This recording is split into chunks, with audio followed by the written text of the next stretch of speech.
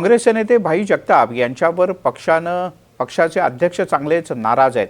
मल्लिकार्जुन खरगे स्वतः यांनी भाई जगताप यांच्याशी संवाद साधून त्यांना तंबी दिल्याची माहिती मिळते।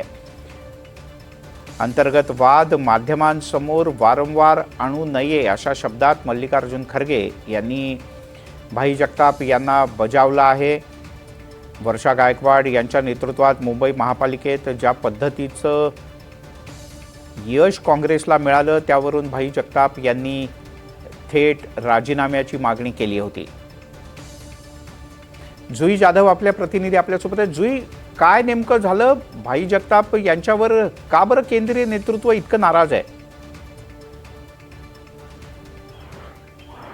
आपण पाहतोय मिलिंद सर की मुंबई महापालिका निवडणुकीच्या नंतर काँग्रेसला चांगलं यश मिळालं नाही आणि याचं खापर माजी काँग्रेस अध्यक्ष भाई जगताप यांनी आताच्या ज्या काँग्रेस अध्यक्ष आहेत वर्षा गायकवाड आणि ज्या खासदार आहेत त्यांच्यावर फोडलं आहे।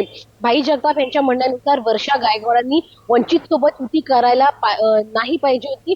वर्षा गायकवाड कुठेही फिरल्या देखील नाहीत, ना कुठे प्रचार केला आणि सर्वस्वी जो पराभव महापालिका निवडणुकीमध्ये काँग्रेस पक्षाला मिळाला त्याच्यासाठी सर्वस्वी वर्षा गायकवाड जबाबदार आहेत आणि त्यांनी वर्षा गायकवाडांच्या राजीनाम्याची देखील मागणी केली आहे।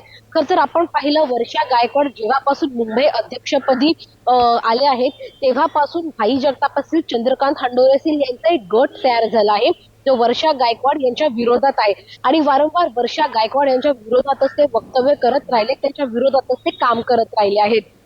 भाई जगताप यांच्या वक्तव्यानंतर त्यांच्या एआयसीसीचे सेक्रेटरी आहेत त्यांनी भाई जगतापांना कारणे दाखवा नोटीस देखील जारी केली होती। पण मग जुई, याच्यात फक्त कारणे दाखवा नोटीसीवरच काँग्रेसमधला हा वाद संपेल का? भाई जगताप यांच्यावर कारवाई सुद्धा होऊ शकते?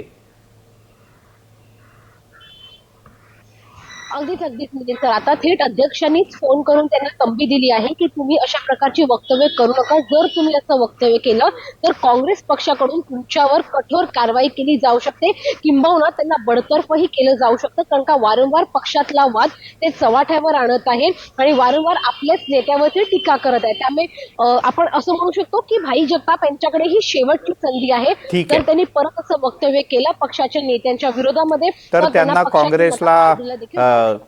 काँग्रेसला हात दाखवावा लागेल किंवा काँग्रेस त्यांना हात दाखवेल। तुर्तास धन्यवाद जुई या सगळ्या माहितीबद्दल।